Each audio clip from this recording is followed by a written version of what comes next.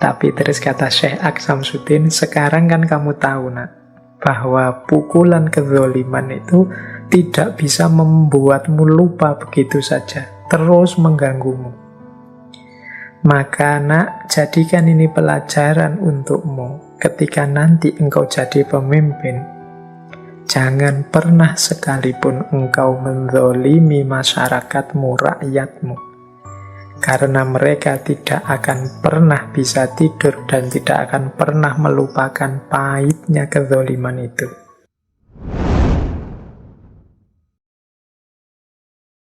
Bismillah, teman-teman, mari kita lanjutkan lagi belajar kita, ngaji filsafat kita. Semoga teman-teman masih siap untuk istiqomah, siap untuk senantiasa menempuh jalan ilmu. Tidak bosan-bosan belajar, nambah wawasan, nambah pengetahuan. Semoga nanti meningkat kualitas diri kita, membuahkan manfaat, maslahat, dan juga barokah. Baik, malam hari ini kita masih ada pada sesi para raja dan para wali. Ini saya tidak tahu, mungkin ada di antara teman-teman yang bertanya, wong ini ngaji filsafat kok temanya aneh-aneh. Ada tema para raja, ada para sufi, para penakluk, dan lain sebagainya.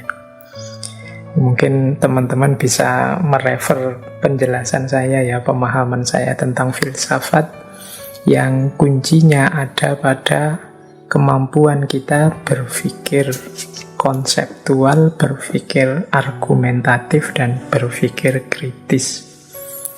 Jadi dalam pemahaman filsafat sebagai proses berpikir ini, ya objeknya bisa apa saja.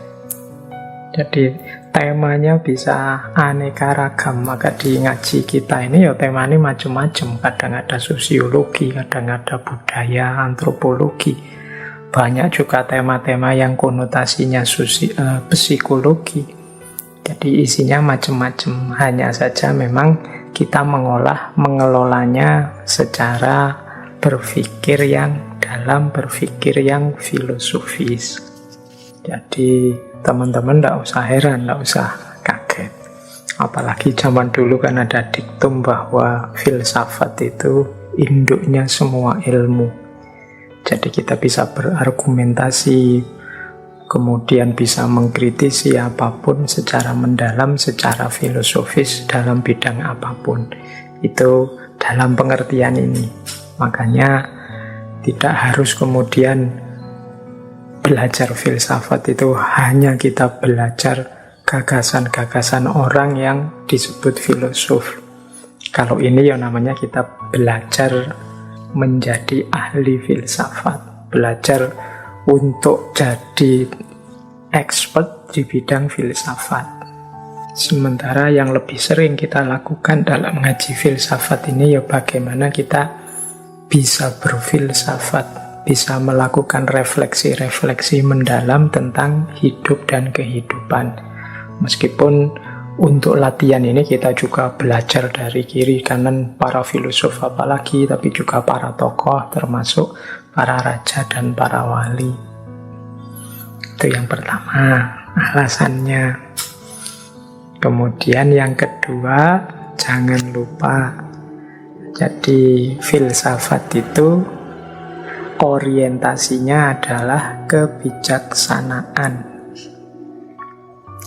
Cuma kebijaksanaan ini jenisnya dua kalau katanya Aristoteles.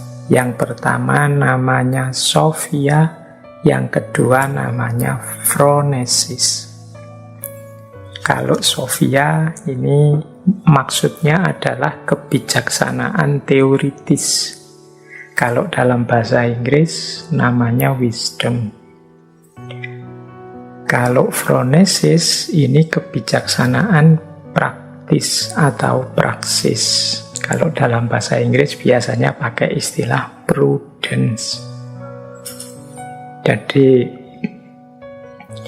kebijaksanaan filosofis itu tidak hanya Sophia.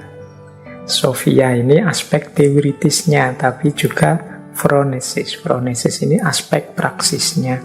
Yang ini kalau dalam istilah filsafat Islam ada istilah misalnya al-aql bil fi'li. Jadi akal yang aktual.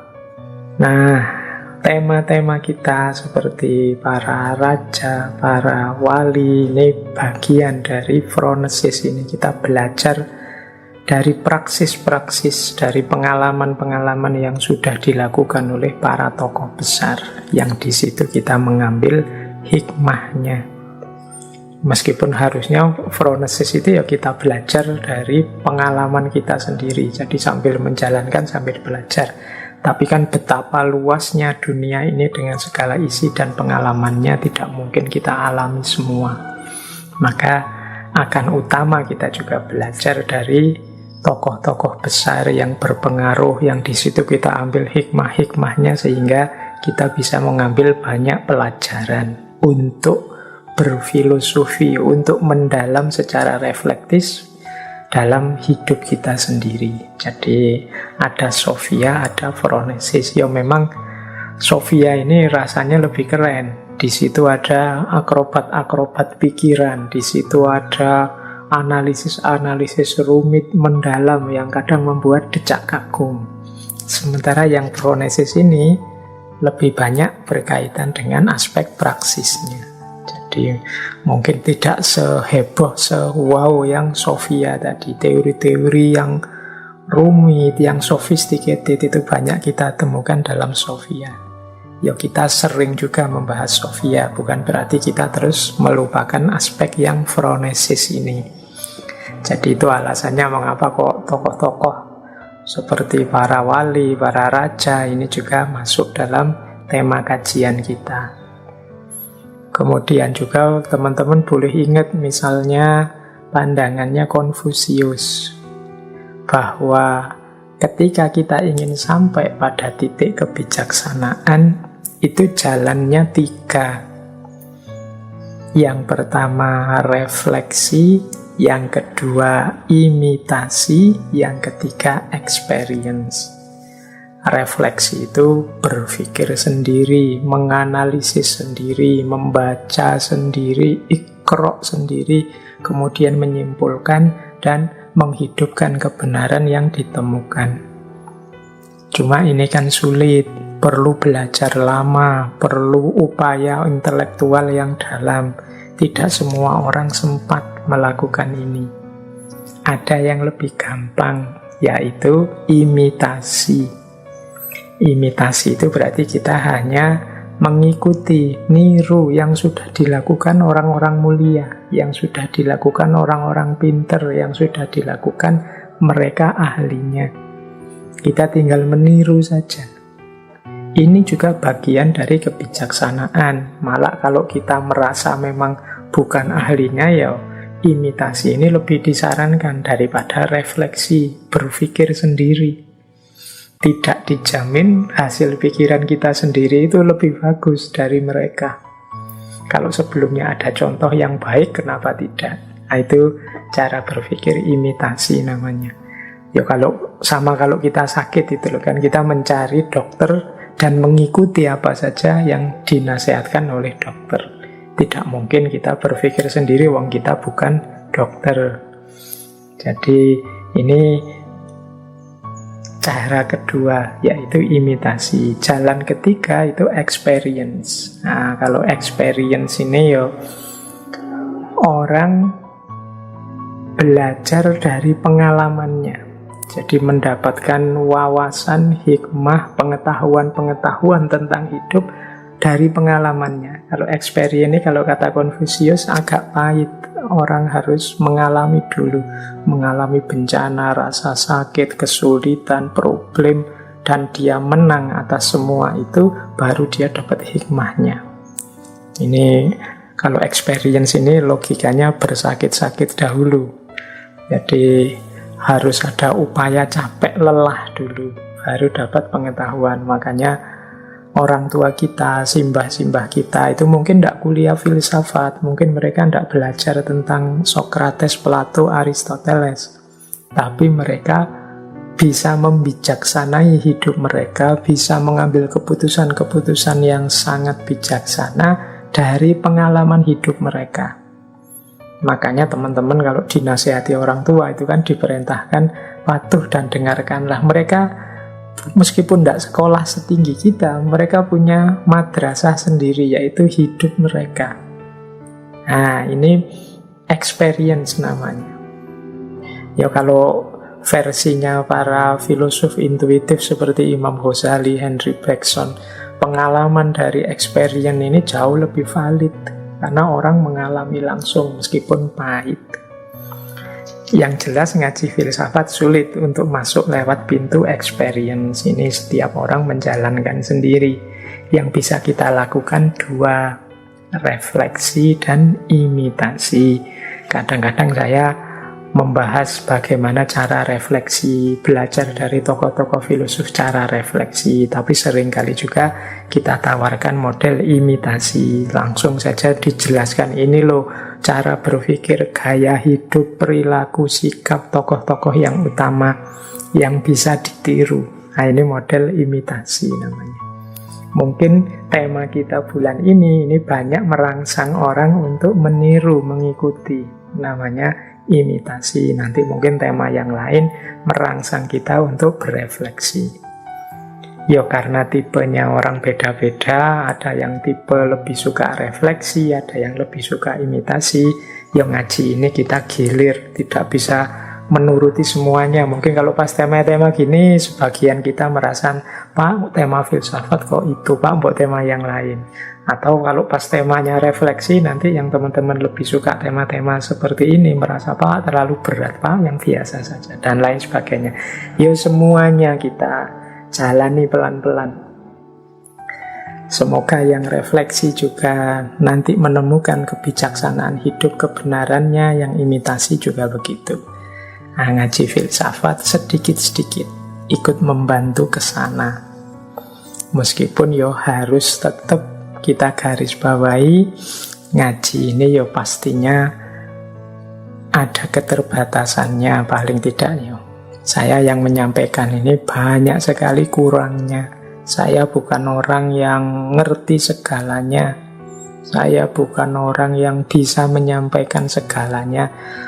Juga tidak menjamin bahwa yang saya sampaikan ini pasti lebih benar, lebih baik dari yang lain. Sehingga teman-teman mohon maklumnya, ya wis ngene iki bisanya. Semoga nantinya ke belakang kita semua, tidak hanya saya, tambah baik, tambah baik, tambah baik. Jadi menyesuaikan dengan situasi dan kapasitas kita masing-masing. Semoga kita bisa mengambil hikmah, belajar dari apapun, sedikit atau banyak yang kita dapat dari ngaji kita ini. Makanya teman-teman, Pak, saya materi itu mendalam sekali loh Pak, tapi kok Pak Faiz menyampaikannya hanya itu-itu saja, yang ini tidak disampaikan, yang itu tidak disampaikan.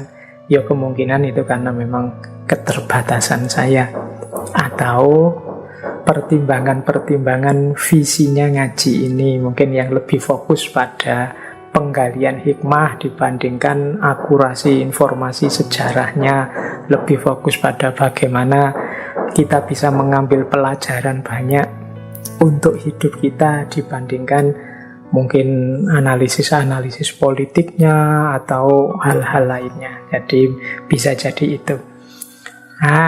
Ini pembukaan ngajinya mungkin untuk menjawab beberapa pertanyaan yang kadang-kadang muncul tentang ngaji ini. Baik, ya pasti saja teman-teman yang ikut ngaji punya harapannya sendiri-sendiri tentang ngaji ini. Ya semoga harapan itu sedikit atau banyak terpenuhi. Seandainya tidak, ya mari bareng-bareng berusaha. Termasuk tentang tema-tema. Jadi ya sementara ini ya pastinya rumus paling awal tema itu yang saya merasa siap dan teman-teman kelihatannya mungkin bisa menjangkau yang akan saya sampaikan, ya saya angkat tema itu dengan berbagai pertimbangan. Baik, wah ini bertele-tele yang ngomong itu. Kita langsung saja masuk ke materi sekarang. Jadi malam hari ini kita akan membahas seorang tokoh besar. Mungkin teman-teman merasa tokoh ini harusnya masuk di sesi berapa bulan yang lalu tentang para penakluk, karena hakikatnya beliau ini memang seorang penakluk. Tapi karena di bulan-bulan ketika kita membahas penakluk itu sudah masuk beberapa tokoh penakluk yang lain, maka kita bawa beliau ke tokoh ini, ke bulan ini, karena bulan ini juga rasanya masih relevan untuk membahas beliau tentang para raja dan para wali. Oke, malam hari ini kita akan membahas beliau Sultan Muhammad Al-Fatih, atau yang dikenal dengan nama Muhammad As-Sani, Mehmed As-Sani. Beliau ini sultan yang ke-7 dari para sultan dinasti Utsmaniyah, atau kadang kita menyebutnya Turki Utsmani, atau mungkin teman-teman familiar dengan istilah Ottoman. Jadi beliau ini masyhur sekali di antara jajaran para sultan Utsmaniyah, antara lain karena kemampuannya menaklukkan Konstantinopel di usia yang masih sangat muda. Jadi selain bisa menaklukkan Konstantinopel, kemudaannya ini membuat orang kagum. Di usia sangat muda sudah jadi raja, dan dalam usia yang muda pula dia mampu menaklukkan Konstantinopel. Konstantinopel ini kota luar biasa yang di zaman kuno dikenal dengan nama Bizantion atau Bizantium. Bizantion itu kalau dalam bahasa Yunani, Bizantium dalam bahasa Latin. Ini awalnya kota daerah Yunani kuno yang isinya warga Yunani yang berasal dari Megara. Jadi yang kota ini dinamai dengan raja mereka saat itu, namanya Raja Bizantas. Nah, nanti di kota ini muncul Kekaisaran Bizantium yang menjadi kota Kekaisaran Romawi bagian timur. Kemudian berubah nama menjadi Konstantinopel. Ini yang mendirikan adalah Kaisar Romawi Konstantius pertama. Nah, nanti namanya berubah lagi menjadi Istanbul setelah ditaklukkan oleh Turki Utsmani. Dan nama Istanbul ini diresmikan menjadi nama kota ini di era Turki modern sekitar tahun 1930. Jadi takluknya Konstantinopel ini sesuatu yang luar biasa, karena sejak lama umat Islam ingin menaklukkan Konstantinopel itu selalu gagal. Jadi berkali-kali terjadi pertempuran, upaya untuk menaklukkan itu senantiasa gagal, dan pada akhirnya sukses di zaman Muhammad Al-Fatih atau Mehmed kedua ini. Beliau ini lahir tanggal 29 Maret 1432, putra dari Sultan Murad kedua. Ya, nama asli beliau ya Muhammad. Nanti gelar Al-Fatih ini merupakan julukan setelah bisa menaklukkan Konstantinopel. Beliau juga punya gelar yang lain seperti Abul Futuh atau Abul Khairat. Tapi yang paling masyhur ya gelar Al-Fatih ini, yang artinya sang penakluk, yang membuka jalan. menarik untuk dilihat bahwa kemenangan Sultan Muhammad Al-Fatih ini sudah diramalkan sebelumnya oleh Rasulullah. Jadi ada riwayat satu hadis yang diriwayatkan oleh Imam Ahmad. Jadi satu ketika Rasulullah bersabda, la tuftahannal Kustantiniyah wala ni'mal amiru amiruha wala ni'mal jaishu dzalikal jaish. Sabdanya Rasulullah, sesungguhnya akan dibuka, akan ditaklukkan kota Konstantinopel. Sebaik-baik pemimpin adalah yang memimpin saat itu, dan sebaik-baik pasukan adalah pasukan perang saat itu. Ini hadisnya terkenal sekali, apalagi kalau pas membahas tentang Sultan Muhammad Al-Fatih, karena ramalan Rasulullah ini terbukti di zaman beliau. Jadi ini sekitar 800 tahun setelah ramalan itu disampaikan, dan setelah sebelumnya ada berbagai upaya dilakukan untuk menaklukkan, tapi tidak berhasil. Berhasilnya ya di zaman Sultan Muhammad Al-Fatih ini.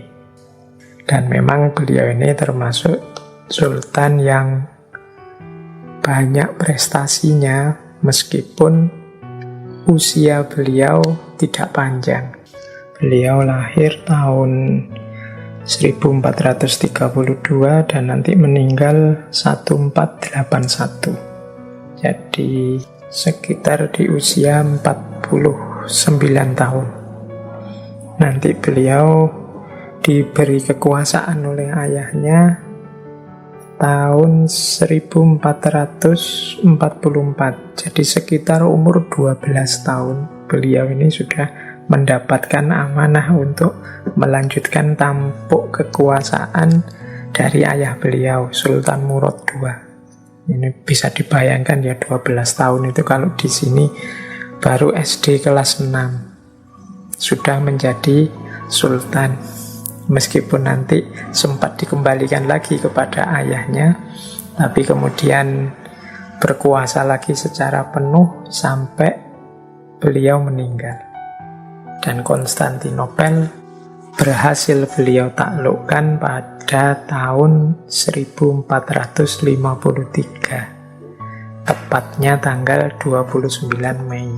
Ini saya tidak akan cerita panjang lebar tentang riwayat hidup beliau. Mungkin nanti kita potong-potong saja untuk mengambil hikmah yang bisa kita ambil dari beliau, karena buku-buku tentang beliau sudah sangat banyak, film-film juga sangat banyak. Jadi malam hari ini kita merayakan hikmah-hikmah yang bisa kita ambil dari tokoh yang luar biasa ini. Kalau kita membaca sejarah, jatuhnya Konstantinopel ini menjadi pertanda berakhirnya abad pertengahan. Jadi kalau biasanya dalam periodisasi sejarah filsafat atau sejarah intelektual itu kan ada abad klasik, abad tengah, modern, postmodern. Nah, abad tengah ini biasanya berakhir disebut sekitar abad 15 setelah jatuhnya Konstantinopel ini, yang kemudian dilanjutkan dengan era modern. Ini kalau dilihat dari babak-babak periodisasi sejarah intelektual. Nah, ya Sultan Muhammad Al-Fatih ini menaklukkan tidak hanya Konstantinopel, masih sangat banyak wilayah-wilayah yang lain yang beliau taklukkan. Oke, baik, mari kita mulai belajar dari beliau apa-apa yang bisa kita ambil hikmah untuk meningkatkan kualitas hidup kita. Saya awali dari karakter kepemimpinan beliau. Ya, beliau ini kan pemimpin besar yang dikagumi hingga hari ini. berarti penting kita teladani, kita mungkin bisa mengimitasi entah berapa persen karakter-karakter yang beliau miliki. Menurut catatan saya, ini kalau membaca sejarah tentang beliau, beliau ini termasuk pemimpin yang punya visi. Kemudian pemimpin yang tegas, berani. Kemudian pemimpin yang cerdas, wawasannya luas. Kemudian pemimpin yang gigih, tidak mudah menyerah. Di samping itu beliau ini termasuk sosok yang soleh, setia dengan nilai-nilai keagamaan. Kemudian adil. Kemudian toleran. Wah, ini paket lengkap ya kalau ada pemimpin dengan kualitas seperti ini. Baik, yang pertama, beliau ini jelas pemimpin yang punya visi. Jadi beliau ini tahu apa yang harus dilakukan, apa yang harus diwujudkan, tahu ideal-ideal apa yang harus dia jalankan. Itu namanya punya visi. Jadi tidak sekedar jalan sajalah, nanti dilihat misalnya harus meluaskan wilayah, pokoknya diluaskan saja, pokoknya seluas-luasnya, tidak ada target apa-apa. Itu namanya tidak punya visi. Punya visi itu ngerti apa yang harus aku lakukan dan mengapa ini harus aku lakukan. Tidak asal-asalan. Jadi semua keputusan yang diambil, semua kebijakan yang ditetapkan dalam rangka visi tadi. Pemimpin yang punya visi itu biasanya lebih teguh pendirian, lebih sukses karena dia tahu kemana harus menuju. Tidak trial and error, tidak coba-coba, tidak jajal ke sana, jajal ke sini, siapa tahu bagus, siapa tahu berhasil. Enggak. Jadi punya visi itu dia tahu benar apa yang harus dilakukan, kemana harus menuju. Sultan Muhammad Al-Fatih ini juga begitu, beliau tahu. Dia setelah menaklukkan Konstantinopel, kemudian mana lagi yang harus ditaklukkan, atau sebelumnya sebelum mencapai Konstantinopel, mana saja dulu yang harus diurusi, dan seterusnya. Kalau dalam kisahnya, beliau bahkan setelah Konstantinopel takluk, beliau berencana menaklukkan Romawi. Nah, ini visi namanya, tahu apa yang harus dilakukan dan apa yang jangan dilakukan. Kemudian yang kedua, berani. Beliau ini kalau tentang keberaniannya tidak usah diuraikan panjang lebar, sudah. Beliau ini meskipun masih muda, atau jangan-jangan karena memang masih muda, begitu mantap dengan rencana-rencana dan program-program yang akan dia wujudkan. Jadi beliau ini masyhur sekali keberaniannya. Pada waktu menaklukkan Konstantinopel itu ada satu kalimat yang terkenal sekali dari beliau. Jadi beliau menyatakan, berbicara kepada Konstantinopel dengan kalimat, "Wahai Konstantinopel, engkau yang menguburku atau aku yang menaklukkanmu?" Wah, ini kan mantep. Jadi tidak maju mundur pokoknya. Kalau memang visinya adalah menaklukkan Konstantinopel, ya ayo wis, dijalankan tanpa ragu-ragu, tanpa banyak pertimbangan. Wahai Konstantinopel, engkau yang menguburku atau aku yang menaklukkanmu. Nah, ini namanya berani. Visinya jelas, unggul, tapi tidak berani melakukan apa-apa, tidak berani memulai, serba ragu-ragu melangkah, ya tidak akan sukses. Kita yang mungkin sering belajar macam-macam, mendengarkan kajian macam-macam, mungkin punya ideal-ideal penuh di kepala kita.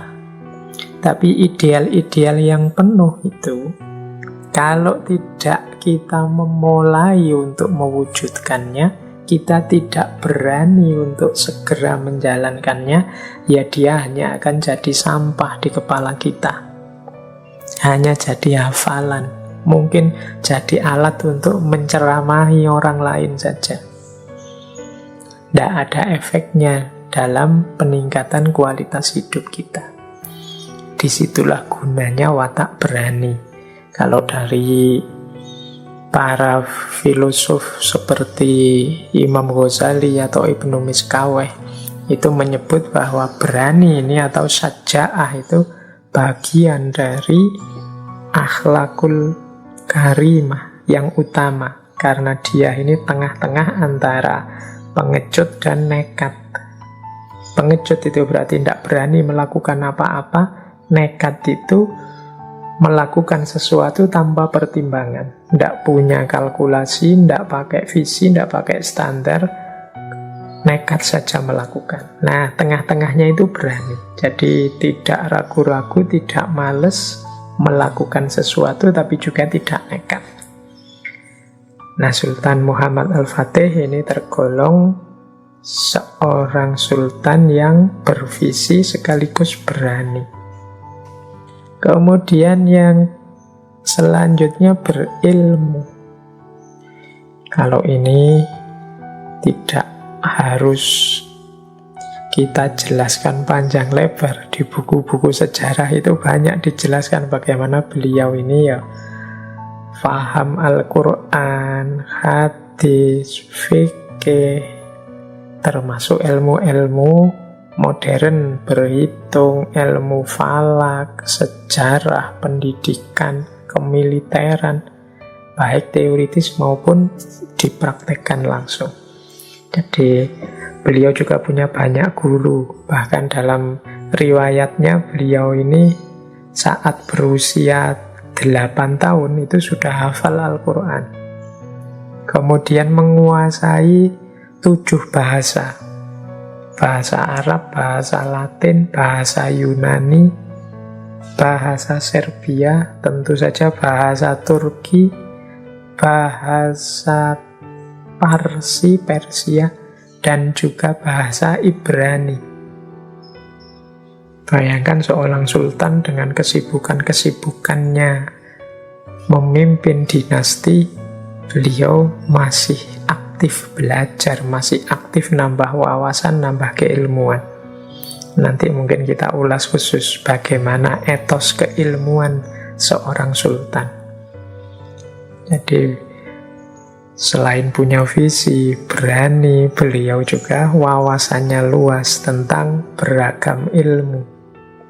Kemudian beliau juga dikenal cerdas. Nah, ini penting. Kenapa kok disendirikan antara luas wawasan dan cerdas? Ya, luas wawasan atau berilmu itu menunjukkan penguasaan, sementara kecerdasan itu menunjukkan kemampuan mengelola ilmu, mengelola berpikir, dan lain sebagainya. Ini beliau tergolong sultan yang cerdas, pinter merancang strategi, kemudian cerdik bagaimana mengambil hati rakyat, dan lain sebagainya. Kalau teman-teman membaca ceritanya bagaimana takluknya Konstantinopel, itu kan di situ terasa kecerdikan Sultan Al-Fatih ini.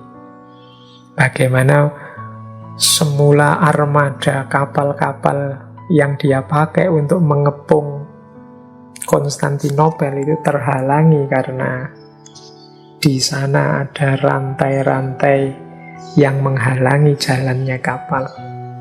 Akhirnya beliau mengambil jalan memutar, kapalnya diseberangkan bukit-bukit dengan menggunakan kayu yang dilumuri minyak, sehingga kapal itu tidak lewat laut tapi lewat bukit, nyebrang kemudian turun di seberang bukit, jadi sudah melewati rintangan-rintangan yang dibuat. Nah, itu tidak terbayangkan saat itu. Bayangannya bawa kapal itu ya lewat air. Tapi dengan cerdiknya beliau mengganti jalur air ke jalur darat meskipun tetap dengan kapalnya. Nah, ini salah satu bukti kecerdikan dan kecerdasan beliau. Dengan berbagai kebijaksanaan setelah berhasil menaklukkan Konstantinopel, termasuk menghargai umat beragama yang lain, termasuk mengambil hatinya warga dan lain sebagainya. Itu juga menurut saya bagian dari kecerdasan beliau. Kemudian penting juga dicatat karakter beliau yang gigih, tidak mudah menyerah. Jadi kalau beliau ini termasuk tidak gigih, ya mungkin mending menikmati saja kekuasaan menjadi sultan. Ada banyak fasilitas, toh sudah jaya saat itu. Tidak perlu capek-capek lagi. Tapi beliau ini begitu memancang visi, ya beliau tidak akan kendur, tidak akan menyerah untuk mewujudkan visi yang telah ditetapkan itu. Meskipun banyak rintangannya, banyak halangannya, termasuk kalimat yang beliau sampaikan tadi, wahai Konstantinopel, engkau yang menguburku atau aku yang menguburmu, aku yang menaklukkanmu, itu kan muncul setelah beliau menghadapi berbagai kesulitan, termasuk Raja Konstantinopel saat itu yang menolak dan ingin mempertahankan wilayahnya. Bahkan ada cerita juga satu ketika pasukan Bizantium ini membakari benteng-bentengnya umat Islam yang terbuat dari kayu. Tapi Sultan tetap tidak putus asa. Banyak bentengnya terbakar, beliau terus bilang, tunggu saja, besok kita buat lagi benteng yang sama 4 kali lipat jumlahnya. Nah, itu kan menunjukkan bahwa beliau ini tidak mudah menyerah. Tokoh yang gigih, memperjuangkan kebenaran yang diyakininya. Nah, penting seorang pemimpin gigih. Kalau sudah punya visi, biasanya ya pemimpin itu banyak ujian untuk mewujudkan visi itu. Mungkin tidak disetujui kiri kanan, dikritik kiri kanan, bahkan mungkin dicaci maki, bahkan mungkin ada yang membelot, mengkhianat, ada yang memberontak, ada yang menghalangi jalan. Tapi penting bagi seorang pemimpin, kalau sudah punya cita-cita, punya target, ya harus gigih untuk mewujudkan cita-cita itu. Kalau tidak, ya dia akan terombang-ambing terus. Dan itu dicontohkan oleh Sultan Al-Fatih dalam kegigihannya saat akan menaklukkan Konstantinopel. Kemudian beliau ini juga tergolong seorang yang sangat soleh. Ini tidak mengherankan karena guru-guru beliau itu banyak yang termasuk sufi. Jadi beliau ini diriwayatkan seorang sultan yang tidak pernah meninggalkan sholat fardu, sholat sunnah, sholat tahajud, dan berpuasa. Jadi ini keistiqomahan beliau dari sisi kesalehan individual. Ada cerita setelah penaklukan Konstantinopel itu, kemudian akan dilaksanakan sholat Jumat. Nah, saat akan memulai sholat Jumat, Sultan kemudian berdiri menawarkan kepada pasukannya siapa yang layak untuk menjadi imam sholat Jumat kita yang pertama ini. Nah, itu semua pasukannya tidak ada yang berani menawarkan diri. Akhirnya beliau melakukan seleksi. Beliau meminta, oke, semuanya sekarang berdiri. Nah, ini beliau menganggap semuanya mampu untuk jadi imam sholat Jumat, tinggal diseleksi yang terbaik. Kemudian beliau bertanya, siapa di antara kalian ini yang sejak muda, sejak balik sampai hari ini pernah meninggalkan sholat 5 waktu secara sengaja? Jadi kalau ada yang pernah ninggal sholat 5 waktu secara sengaja, meskipun hanya sekali, silahkan duduk. Nah, ternyata tidak ada yang duduk. Itu berarti semua pasukannya ini termasuk orang-orang yang mendirikan sholat lengkap 5 waktu, tidak pernah bolong semuanya. Oke, akhirnya belum nemu yang dicari, wong semuanya belum ada yang duduk. Akhirnya ditambah kriterianya oleh Sultan Al-Fatih.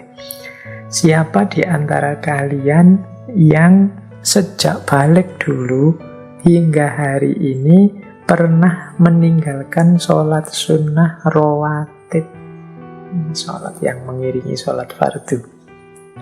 Nah, setelah yang kedua ini yang ditanyakan, ternyata ada. Kata beliau, ya sudah, yang pernah meninggalkan sholat rawatib duduk. Tinggal sebagian. Berarti sebagian juga ya sholat fardu, ya sholat rawatibnya lengkap. Oke, sekarang masih banyak ini yang berdiri. Nah, terus beliau nambah lagi, kalau begitu siapa di antara yang masih berdiri ini yang sampai hari ini, sejak dia balik, pernah meninggalkan sholat tahajud? Pernah kosong tahajudnya secara sengaja 1 malam saja? Kalau iya, silahkan duduk. Ternyata begitu pertanyaan ketiga ini, semuanya duduk, berarti semuanya pernah tidak sholat tahajud. Meskipun mungkin hanya bolong sehari atau 2 hari. Satu-satunya yang masih berdiri ya tinggal Sultan Al-Fatih sendiri. Beliau ini memang dikenal istiqomah dalam sholat tahajud, tidak pernah putus. Ya, ini ilustrasi saja untuk menggambarkan seorang yang begitu kuat, begitu dahsyat, ternyata juga secara sekaligus sangat soleh. Ini mungkin pelajaran ya bagi kita bahwa kesolehan itu bukan berarti kepasifan, bukan berarti lari dari dunia, tapi kesolehan itu adalah bagian dari jalan kita untuk menuju kesuksesan, menemukan tujuan-tujuan hidup yang hakiki. Baik, selain soleh tadi, boleh juga kita jelaskan juga tentang adil. Sebenarnya ini ya otomatis lah, tidak perlu dijelaskan panjang lebar tentang keadilan ini. Tapi banyak juga kisah-kisah yang menggambarkan adilnya Sultan Al-Fatih ini. Tidak apa-apa ya, ini sesi ini kita cerita-cerita saja santai-santai. Ini memang seperti saya bilang tadi, ini model kajian yang orientasinya imitasi. Kalau ada yang penting dan mungkin bisa kita tiru, mari kita tiru. Jadi Sultan Al-Fatih ini memang dikenal sultan yang adil. Ya dalam banyak hal. Sebut saja misalnya satu contoh, ada cerita begini. Satu ketika membangun Masjid Jami' di kota Istanbul, ini setelah berhasil menaklukkan Konstantinopel, beliau ini menugaskan seorang insinyur sipil dari Romawi, namanya Epsalanti. Nah, insinyur ini satu ketika salah paham terhadap perintahnya Sultan Al-Fatih. Beliau ini diperintahkan oleh Sultan agar membuat tiang-tiang masjid utuh dari marmer. Nah, oleh insinyur sipil ini, tiang itu malah dipotong-potong, jadi marmernya jadi tidak utuh.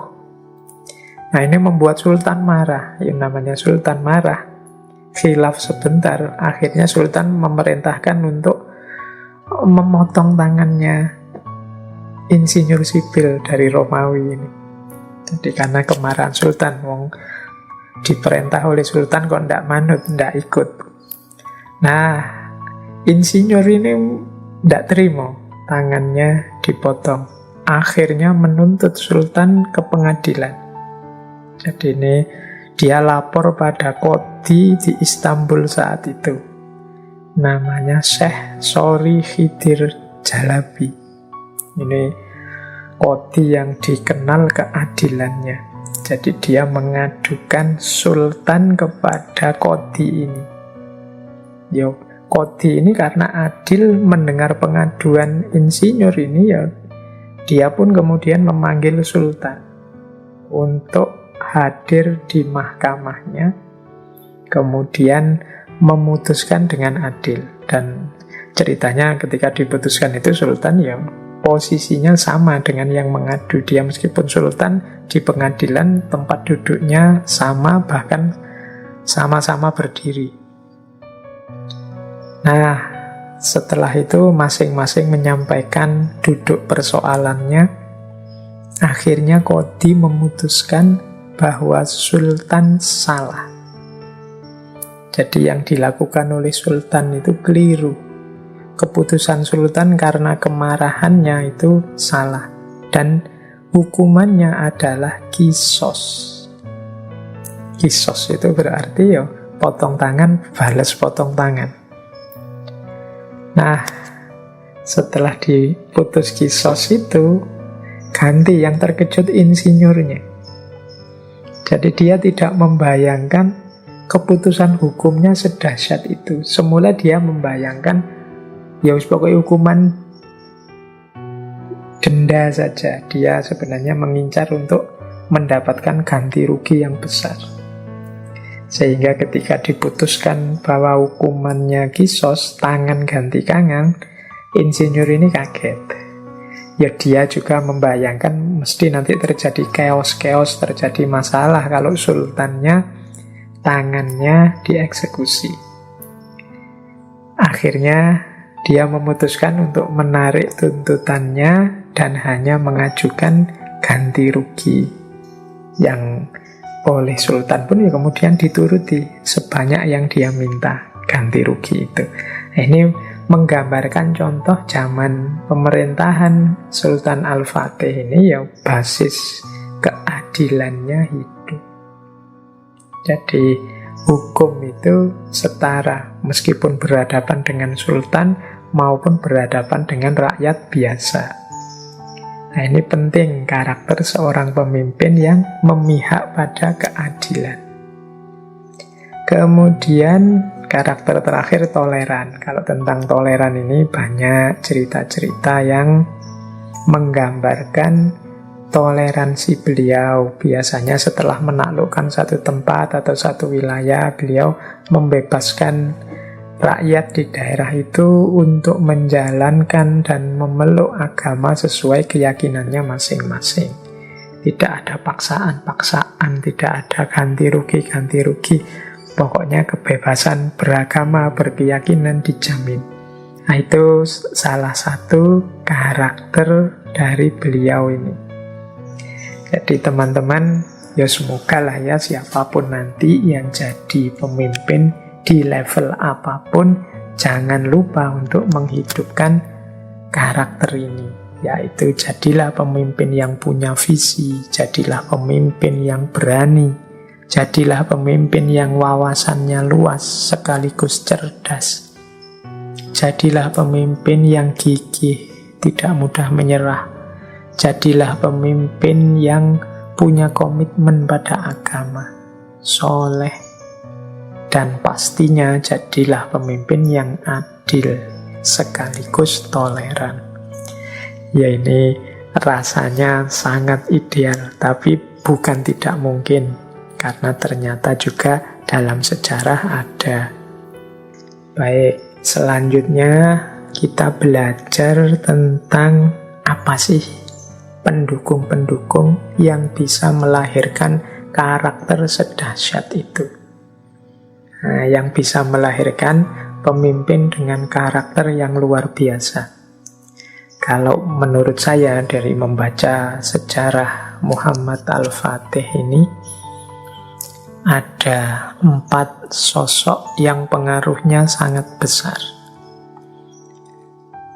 Yang pertama pastinya ayah beliau Sultan Murad II, kemudian tentu saja ibu beliau, dan 2 orang guru beliau yang sangat berpengaruh, yaitu Syekh Ahmad bin Ismail Al-Qurani dan Syekh Aq Syamsuddin.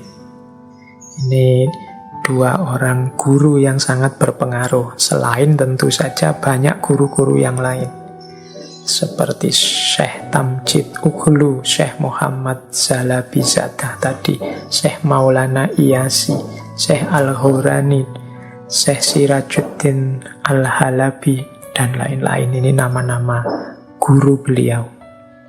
Jadi mereka inilah yang menanamkan karakter, membentuk sosok seorang yang luar biasa.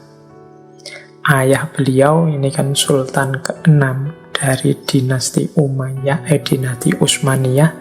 Ini juga sultan yang dikenal adil, penuh kasih sayang, takwa, dan sangat mencintai ilmu. Beliau ini sangat senang dengan bahasa Arab. Dia sultan pertama yang pintar membuat seni kaligrafi, pintar juga menggubah syair dalam bahasa Arab. Bahkan ada yang bilang beliau ini menyerahkan tahtanya kepada Muhammad Al-Fatih di usia Al-Fatih yang masih sangat muda, 12 tahun, karena beliau ingin segera menyelam dalam samudra ilmu. Beliau ini sangat mencintai ilmu. Beliau ini juga yang menanamkan semangat gigih, mengarahkan visi seorang sultan ke depan. Jadi ada cerita Sultan Murad II ini sering mengajak Al-Fatih duduk-duduk di puncak menaranya masjid. Kemudian ditudingnya arah Konstantinopel yang jauh. Kemudian beliau berkata, "Mehmet, lihatlah di depan sana, itulah Konstantinopel. Kota itu harus jatuh ke dalam kekuasaan kita, dan aku yakin engkaulah yang akan menaklukkannya kelak." Jadi sering sekali ini dilakukan. Ini menanamkan kemantapan hati, keyakinan kepada putranya. Ibu beliau juga begitu. Ada cerita ibu beliau ini setelah selesai sholat subuh itu sering membawa Muhammad Al-Fatih ini jalan-jalan keluar. Kemudian menunjuk lagi benteng Konstantinopel dari jauh. Kemudian berkata seperti ini kalau dalam riwayatnya. "Ingat-ingatlah nak, namamu adalah nama Nabi kita, Muhammad Sallallahu Alaihi Wasallam." Jadi nama beliau kan memang aslinya Muhammad. Dan Nabi kita itu yang mengatakan bahwa Konstantinopel itu pasti akan ditaklukkan. Dan menurutku, engkaulah nanti yang akan menaklukkannya. Jadi baik ayah maupun ibunya itu menanamkan kemantapan hati, menanamkan orientasi dan visi kepada putranya. Sehingga muncul pribadi yang mantap, pribadi yang tidak ragu-ragu. Dia tahu apa yang harus dia lakukan, kemana dia harus menuju. Nah, ini bagi saya motivator yang luar biasa, ayah dan ibu.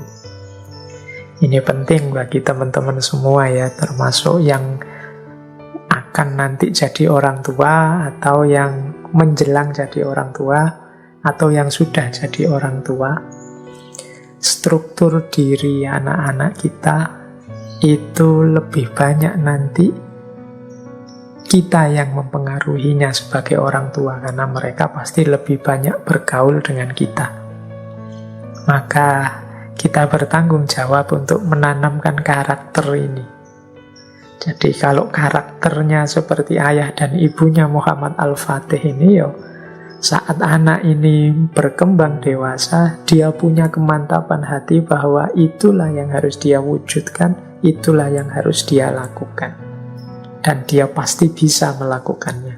Nah, jadi monggo ini Bapak Ibu atau teman-teman yang sudah punya putra, atau yang nanti akan punya putra, mulai hati-hati membentuk pribadi dan karakter anak-anak kita. Jangan sampai salah, jangan sampai keliru. Jadi pastikan kita membentuk karakter mereka adalah karakter yang mantap, bukan karakter yang tidak jelas, yang maju mundur, yang meragukan, dan lain sebagainya. Belum lagi ini yang kalau kita membahas guru-guru beliau, ya yang paling masyhur ya Syekh Ibnu Samsuddin atau Syekh Syamsuddin. Ini beliau ini seorang guru yang ahli falak, ahli sejarah, ahli fikih, dan seorang sufi, dan sekaligus ahli pengobatan. Karya-karya Syekh Syamsuddin ini banyak. Misalnya kitab At-Tib tentang pengobatan, termasuk kitab Halul Muskilat, Risalah An-Nuriyah, Maqalatul Auliya, Risalah fi Dzikrillah, kemudian Talkhisul Mata'in, Daf'ul Mata'in, dan lain-lain. Jadi beliau ini karyanya banyak. Yang paling masyhur ya karya-karya kesufian beliau. Dan nanti banyak cerita beliau bersama dengan Sultan Al-Fatih ini yang termasuk yang berhubungan dengan penaklukan Konstantinopel. Ada kisah. Jadi pada saat tanggal 28 Mei malam, itu sebelum 29 Mei ketika Konstantinopel itu jatuh, jadi Syekh Syamsuddin ini sedang melakukan tahajud dekat dengan Allah, sholat malam. Kemudian tiba-tiba beliau bangkit menemui Sultan Al-Fatih, kemudian menyuruh besok semua pasukan harus berpuasa, kemudian melakukan qiyamul lail dan berzikir serius malam itu. Insya Allah kemenangan akan terbuka besok. Nah, kemudian akhirnya nasihat dari Syekh Syamsuddin ini dituruti dan benteng Konstantinopel jatuh tanggal 29 Mei 1453. Nanti dalam salah satu sambutannya Al-Fatih ini, saat kejatuhan benteng itu kata beliau, sesungguhnya aku sangat gembira. Tapi gembiraku bukan karena takluknya benteng ini saja, tapi kegembiraanku muncul karena aku di zaman ini masih didampingi oleh seorang guru yang sangat mulia ini, yaitu Syekh Syamsuddin. Jadi beliau gembira, ternyata gurunya memang orang yang luar biasa, yang dekat dengan Allah. Jadi ini salah satu gambaran bagaimana orang sebesar Muhammad Al-Fatih ini adalah orang yang dipengaruhi oleh tokoh-tokoh penting dan besar, termasuk dalam hal agama, sehingga lahirlah pribadi yang luar biasa. Baik, kita lanjutkan sedikit. Saya ingin menyampaikan sebagaimana minggu lalu kita punya patron keilmuan yang luar biasa dedikasinya untuk kebangkitan dunia ilmiah Islam, yaitu Khalifah Harun al-Rasyid. Jadi yang dengan gaya beliau akhirnya Islam menjadi puncak keilmuan, puncak peradaban ilmiah dalam sejarah. Demikian juga Sultan Muhammad Al-Fatih ini. Jadi beliau ini juga punya kecintaan yang sangat dalam kepada ilmu. Jadi beliau ini punya visi untuk menjadikan Istanbul sebagai kota ilmu internasional. Beliau ingin Istanbul jadi kota kosmopolitan, tempat bertemu para ahli dan tempat kajian berbagai bidang keilmuan. Jadi ini visinya Sultan di ranah ilmu. Makanya dia melakukan banyak sekali upaya untuk mensukseskan visi ini. Beliau mendukung mobilitas ilmiah, atau kalau kemarin istilahnya rihlah ilmiah, yang dilakukan baik ke Kairo, ke Bukhara, ke Samarkand, ke Baghdad, dan lain sebagainya. Ini kalau bahasa hari ini mungkin memberi beasiswa. Jadi mendukung eksplorasi ilmiah kemana-mana. Kemudian beliau juga punya program dosen-dosen tamu, kalau bahasa hari ini ya, mengundang ulama dari seluruh penjuru dunia untuk masuk ke Istanbul, hadir di sana, ngajar. Sehingga nanti di Istanbul itu terkenal nama-nama ulama yang dicirikan dengan daerah asal mereka. Misalnya ada yang akhirnya Al-Arabi, Al-A'jami, At-Tusi berarti dari Tus, As-Samarqandi berarti dari Samarkand, dan lain sebagainya. Jadi mereka dikenal dari tempat daerah asalnya. Itu menunjukkan bukan dari situ. Itu karena memang para ulama banyak diundang dari berbagai penjuru dunia untuk masuk ke Istanbul. Kemudian beliau juga membentuk dewan namanya Masyayikh Al-Islamiyah, Dewan Ulama Islam. Ini untuk memfasilitasi aktivitas-aktivitas para ulama. Beliau juga banyak mendirikan sekolah-sekolah di berbagai tempat. Bahkan dalam ceritanya, beliau ini kalau sedang melakukan penaklukan kemana-mana, itu selalu mengajak para ulama dengan tujuan untuk bisa berdiskusi sepanjang perjalanan. Jadi selain menaklukkan, tapi juga bisa nambah wawasan, nambah ilmu. Itu tadi yang saya bilang, bagaimana beliau ini wawasannya sangat luas dan juga cerdas, karena beliau tidak berhenti belajar. Bahkan dalam perjalanan-perjalanan penaklukan pun beliau masih menyempatkan untuk berdiskusi dengan para ulama. Kemudian zaman itu forum-forum diskusi marak. Bahkan istana itu secara khusus sering membuka forum-forum diskusi yang disaksikan oleh sultan langsung. Misalnya terkenal sekali zaman itu ada diskusi tentang kitab Tahafutul Falasifah karya Imam Ghazali. Nah, ini kan menarik. Di situ kemudian dihadirkan dua orang ulama, namanya Syekh Muslihuddin Khojazadah dan Syekh Alauddin At-Tusi. Ini atas undangan sultan, dua orang ini membahas kitab Tahafutul Falasifah. Kemudian pernah juga diadakan diskusi tentang tauhid secara filosofis, secara 6 hari membahas tauhid saja. Jadi ini menunjukkan betapa sultan sangat komitmen, sangat cinta pada ilmu. Beliau senang nambah-nambah wawasan, rasa ingin tahunya juga tinggi, sehingga mengundang para ulama untuk berdiskusi, sehingga beliau paham duduk persoalan yang sebenarnya. Dan menarik pula untuk kita baca, ternyata sultan ini sering juga melakukan diskusi-diskusi antar agama, berdialog dengan para pastor. Kalau di ceritanya itu misalnya beliau pernah dialog dengan pastor Gennadius Colarius, pastor Maxim Manuel, dan lain-lain. Jadi beliau ini ternyata juga aktif juga, tidak eksklusif tapi membuka diri untuk mendapat banyak wawasan dari mana saja. Jadi tidak tertutup hanya di ajaran Islam saja, tapi beliau juga ingin tahu. Mungkin umat beragama lain punya pendapat berbeda, punya persepsi berbeda. Ya untuk bisa toleran itu kan kita harus tahu dulu keyakinan mereka, ajaran-ajaran mereka, sehingga kita bisa menghargai.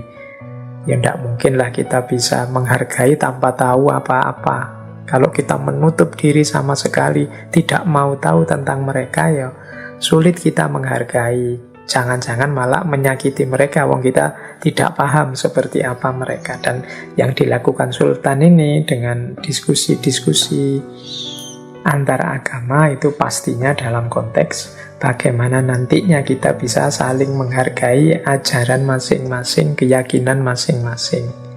Tidak mungkin tumbuh penghargaan, tumbuh rasa sayang kalau kita tidak saling tahu-menahu.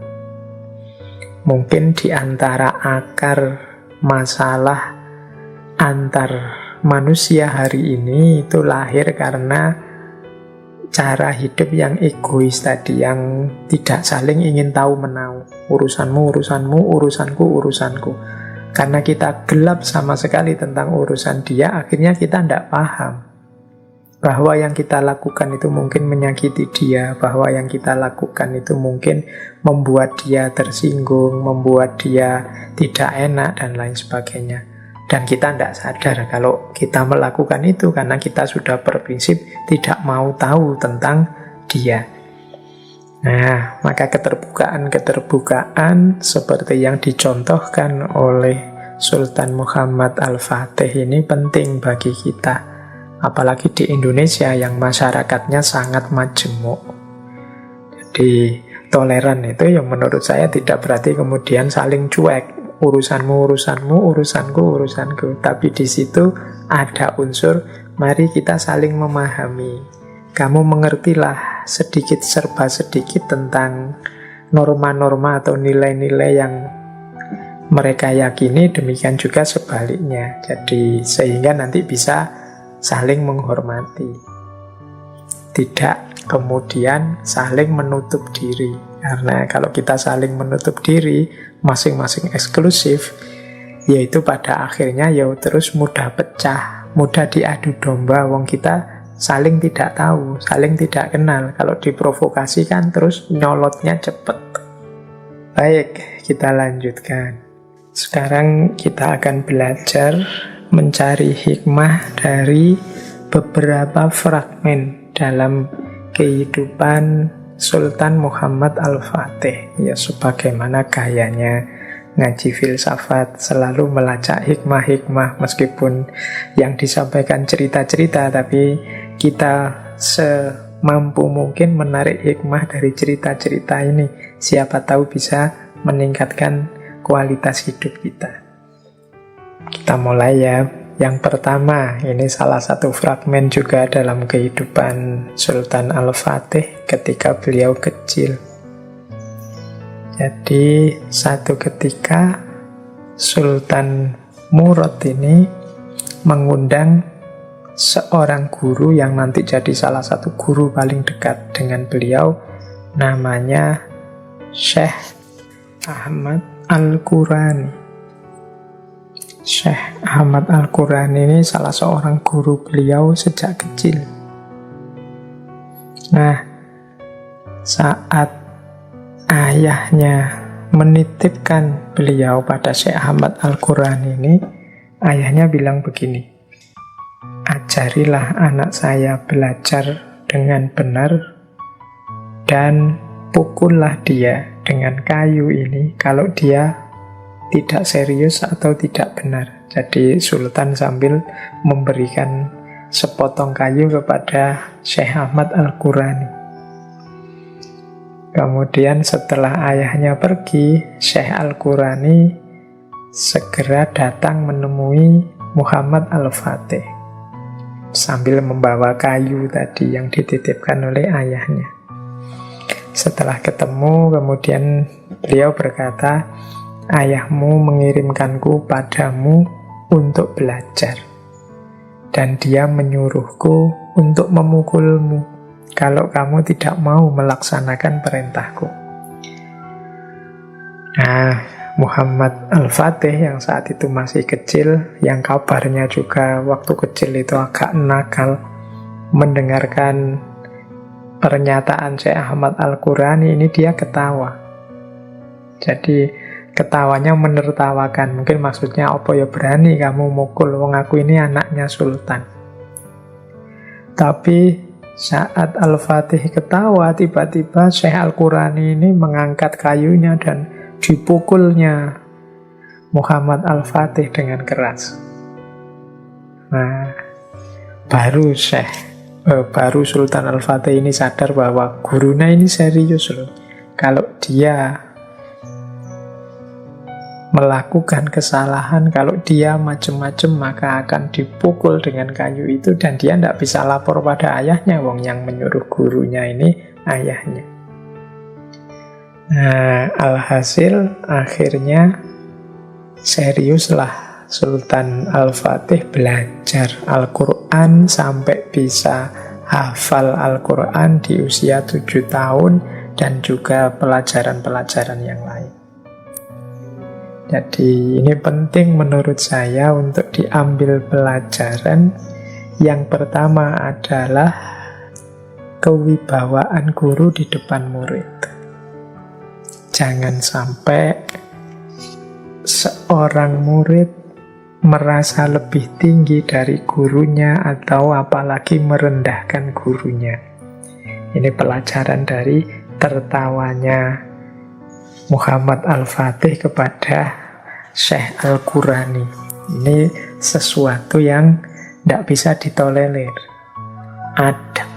Adab dari murid kepada guru itu menjadi salah satu prasyarat barokahnya ilmu. Ini juga nasihat untuk teman-teman semua yang sedang menempuh jalan ilmu, para siswa, para mahasiswa. Di antara sumber barokahnya ilmu itu ridhonya guru.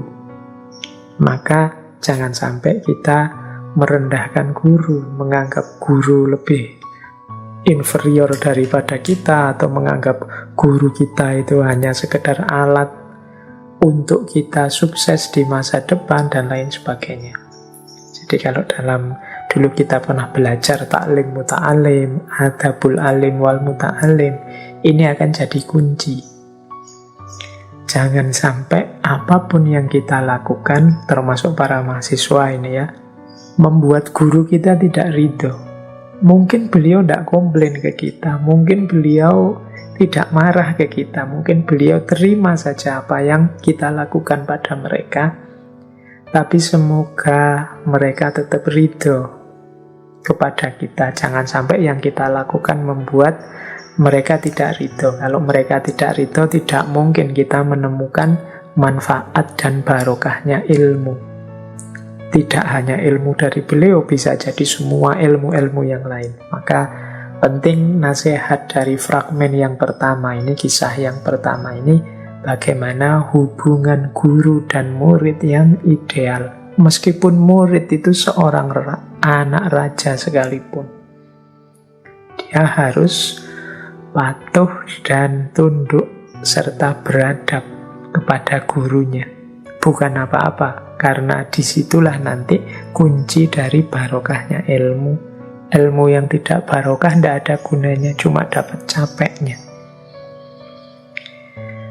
Baik, ini pelajaran adab, pelajaran etik yang pertama, yaitu etika belajar. Dan seorang guru juga begitu. Visinya seorang guru yang nomor satu tetap kepentingan muridnya, tidak hanya kepentingan dirinya. Kalau mau tadi Syekh Al-Qurani bisa tidak jadi mukul Sultan Al-Fatih, kemudian mendekat, kemudian merayu-rayu biar sultannya dekat dengan dia, toh nanti yang jadi sultan muridnya ini, dia bisa mengambil banyak keuntungan dari muridnya ini.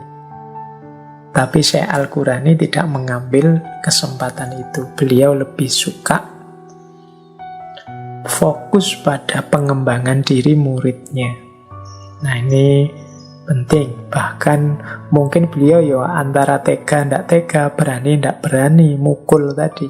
Tapi demi kepentingan muridnya dipukul saja. Meskipun ya pukulan yang sekedar mengingatkan, bukan pukulan untuk menyakiti. Belakangan kan muncul sering kasus-kasus murid dipukul gurunya, kemudian jadi urusan polisi dan lain sebagainya. Ini mungkin perlu pembahasan yang lebih dalam, dievaluasi lagi. Kadang-kadang memang di titik tertentu seorang guru, seorang pembimbing perlu mengingatkan muridnya dengan agak keras, karena mungkin muridnya agak terlalu jauh menyimpang. Nah, peringatan itu tentunya ya dengan cara tindakan yang mengingatkan, bukan tindakan yang menyakiti, bukan karena gurunya ingin balas dendam dan lain sebagainya. Nah, itu nanti memahami konteks situasi lebih tepat akan memudahkan kita menilai situasi-situasi kapan seorang guru berhak mengingatkan muridnya dengan cara yang agak keras, mengingat muridnya sudah agak jauh nyeleweng atau menyimpang. Baik, ya kalau zaman saya sekolah dulu, zaman SD, yo kadang guru itu membawa penggaris besar itu. Kalau ada yang anak macem-macem ya bisa merasakan kerasnya penggaris, atau bisa merasakan telinga yang rasanya mau copot karena dijewer. Itu zaman dulu. Oke, baik, itu kisah pertama. Kisah kedua, ini juga menarik. Sama-sama kisah tentang pukulan. Jadi bagaimana Syekh Al-Fatih ini dipukul gurunya. Tapi kali ini yang mukul gurunya yang masyhur tadi, Syekh Aqs Syamsuddin.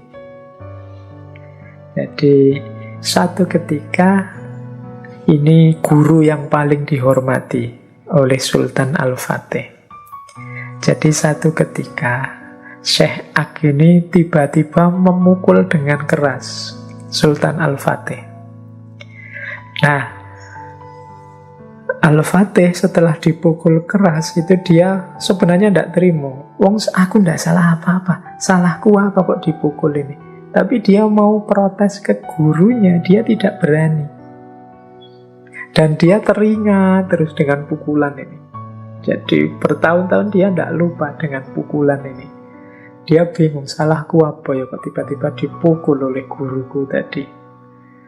Nah, satu ketika setelah menjadi sultan dan ngobrol-ngobrol dengan Syekh Aqs Syamsuddin, beliau menanyakan kegalauannya ini.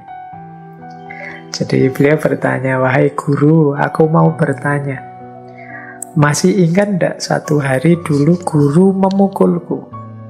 Padahal aku merasa tidak bersalah apa-apa saat itu.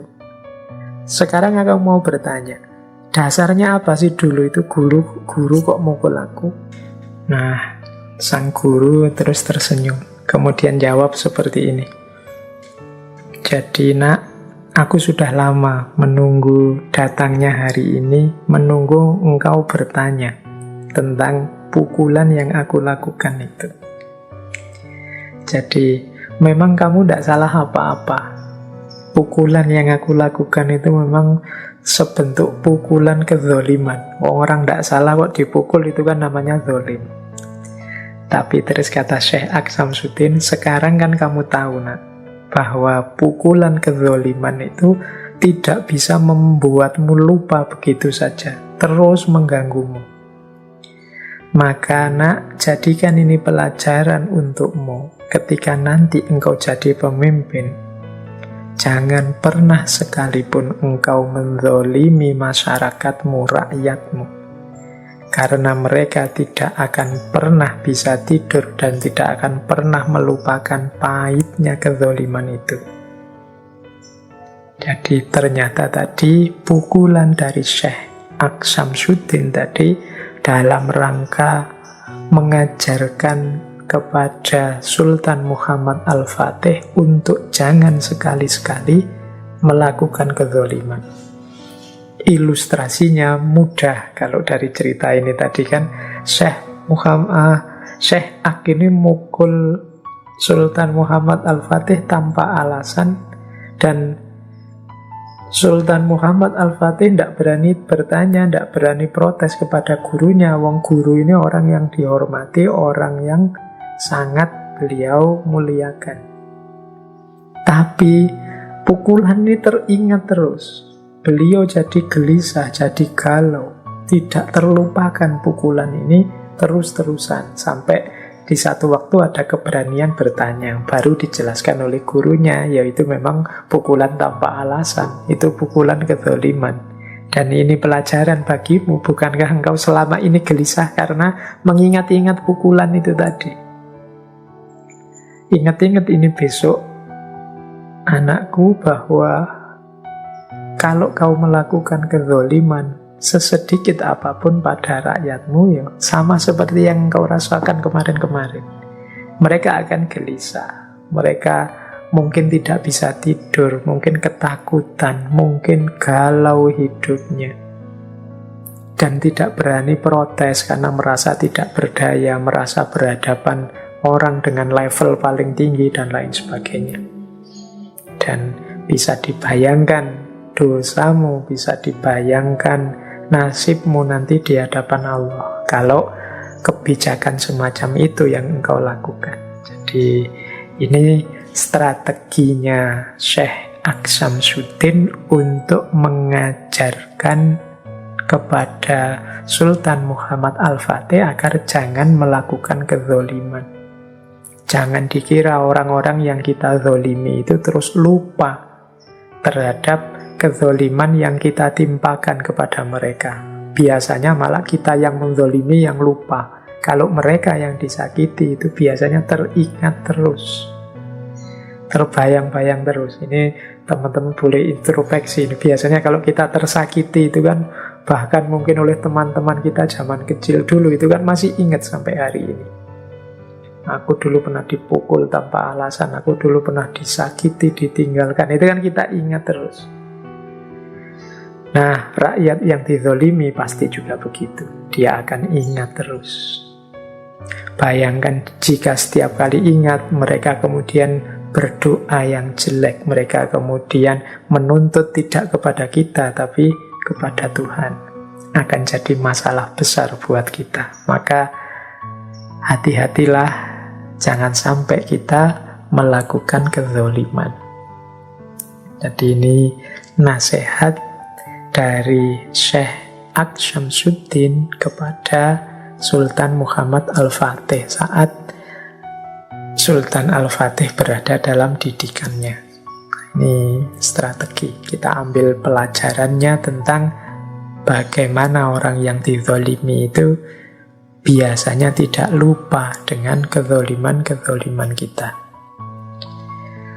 Oke, kita lanjutkan.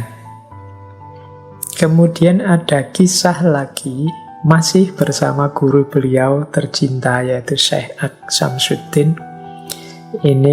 Kisah ini terjadi setelah takluknya Konstantinopel. Jadi setelah Konstantinopel takluk, ini sebenarnya juga sedikit banyak ada jasanya Syekh Aqsam Syutin yang tadi saya cerita ya, bagaimana beliau bermunajat kepada Allah, kemudian mendapat isyarat, kemudian memberitahu pasukan untuk juga sholat tahajud, untuk kemudian besoknya puasa, sehingga besoknya benteng Konstantinopel bisa jatuh. Bahkan ada juga cerita bagaimana Syekh Aqsam Syutin ini bisa menemukan makamnya sahabat yang dulu mencoba menaklukkan Konstantinopel dan gagal. Namanya Abu Ayyub. Nah, di cerita ini satu ketika ya pasca takluknya Konstantinopel dan nama Sultan Muhammad Al-Fatih menjulang begitu tingginya, semua orang mengeluh-elukan dia. Semua orang memuji-muji dia. Nah, beliau ingin menemui gurunya. Ternyata malah saat itu Syekh Aqsam Syutin tidak mau ditemui. Jadi ini menggelisahkan bagi Sultan Muhammad Al-Fatih karena guru yang paling disayangi menolak untuk ditemui. Akhirnya beliau mengeluh kepada seorang panglimanya, ternyata Syekh tak mau menemuiku. Kira-kira apa ya sebabnya? Akhirnya beliau introspeksi, lama-lama ketemu alasannya. Barangkali Syekh melihat ada kesombongan dalam diriku. Karena aku sekarang sukses, sementara pembebasan Konstantinopel sebelumnya gagal. Para sultan-sultan zaman dulu gagal dan aku sekarang sukses. Sehingga tidak sadar dalam diriku ada kesombongan. beliau mungkin ingin menaklukkan kesombongan yang ada dalam diriku. Jadi ini didiamkan oleh gurunya, itu pun beliau mampu membaca maksudnya gurunya. Ini selain guru yang luar biasa, juga murid yang luar biasa. Jadi dalam kisah ini ada nasihat, kita itu harus, kalau bahasa Jawanya, eling lan waspada, tidak hanya saat berjuang atau saat gagal mencapai cita-cita, tapi juga saat sukses.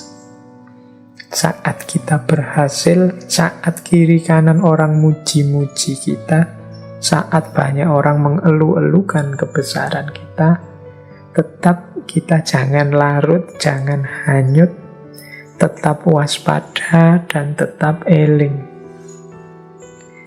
Karena betapapun capaian-capaian dunia itu, yang pertama dia bukan karya kita sepenuhnya, tapi pasti pertolongan Allah.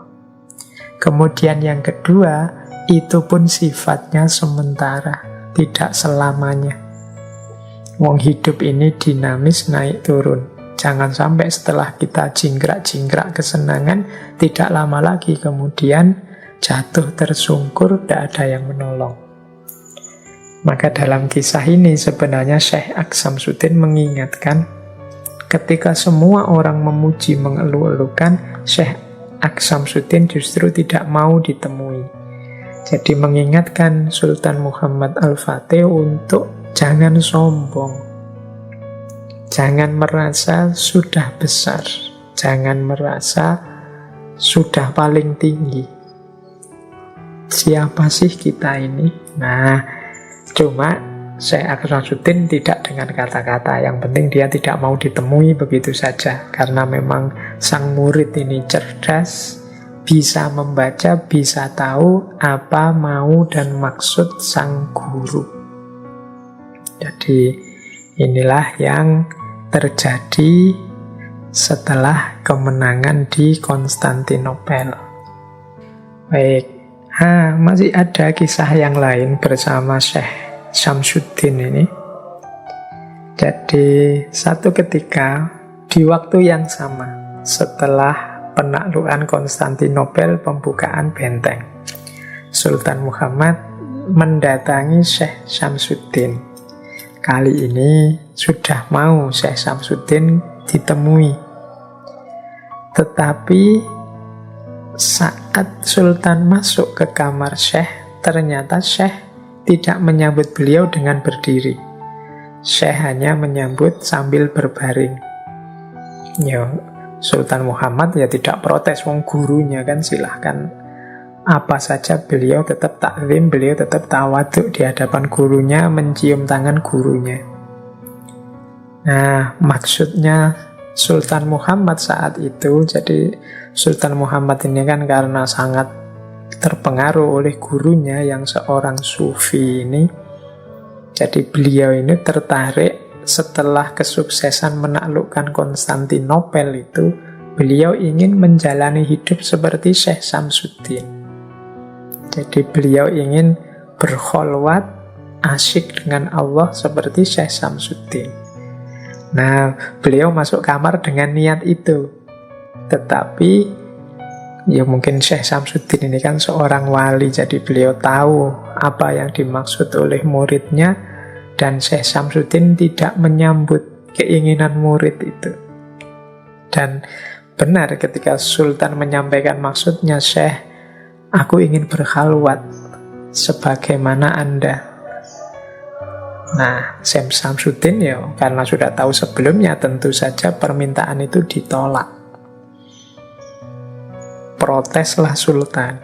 Loh, kok orang lain minta izin untuk berkhalwat bersama sampean, bersama Anda, kok diizinkan? Sementara saya minta kok ditolak. Jadi protes Sultan ini karena dia ingin uzlah, dia ingin kholwat, dia ingin menjauh dari urusan duniawi. Jadi beliau merasa sudah tuntas ini urusan dunia, Konstantinopel saja sudah jatuh.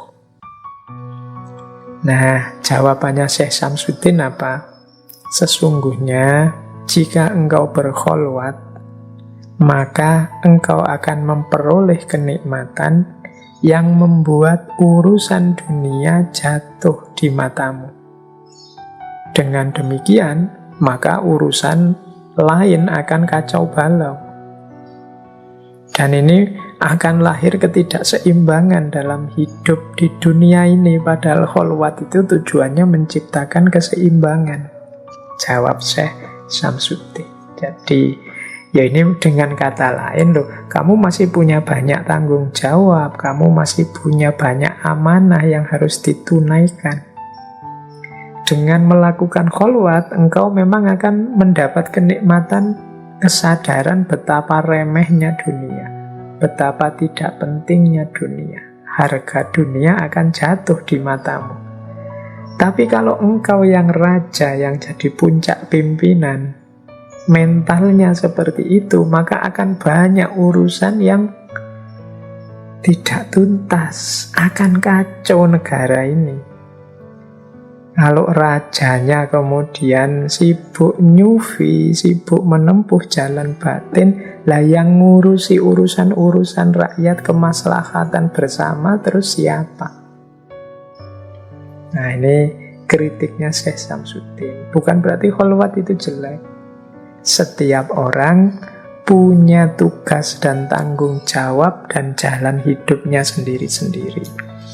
Ini dengan kata lain sebenarnya ya, menuju Allah, dekat dengan Allah, itu ada banyak jalan, termasuk jalan yang memang ditetapkan oleh Allah untuk kita.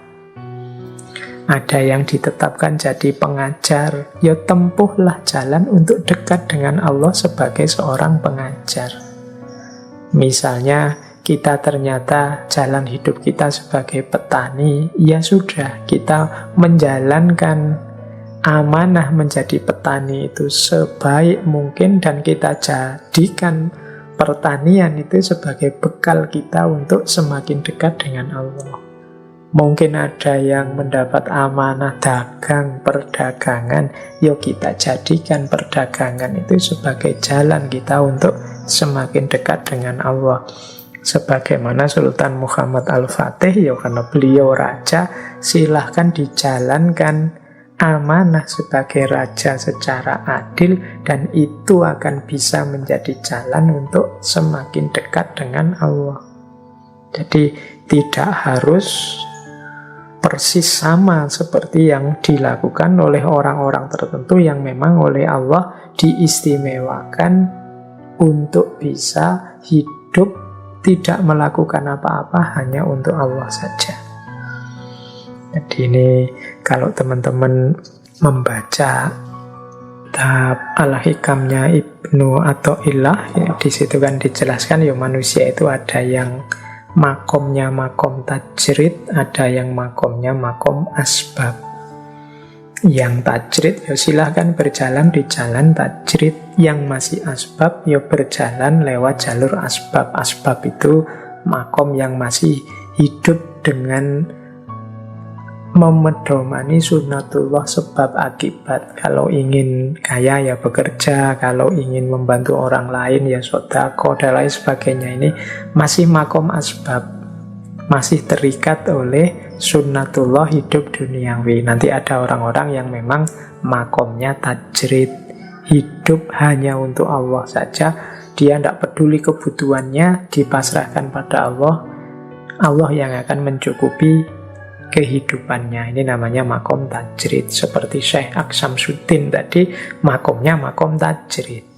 Tapi kalau Sultan Muhammad Al-Fatih, ini dia raja oleh Allah, diposisikan di makom asbab. Dia harus mengelola dunia ini sebagai khalifahnya. Kita juga begitu, harus paham makom kita.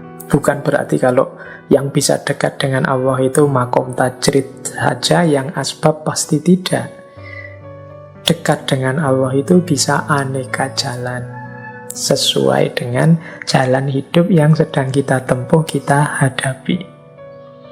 Sehingga ketika Syekh Muhammad Al-Fatih minta kepada gurunya agar dia bisa ikut gurunya menempuh jalan tajrid dilarang oleh Syekh Samsuddin, karena ya makomnya Syekh Muhammad Al-Fatih tidak di situ.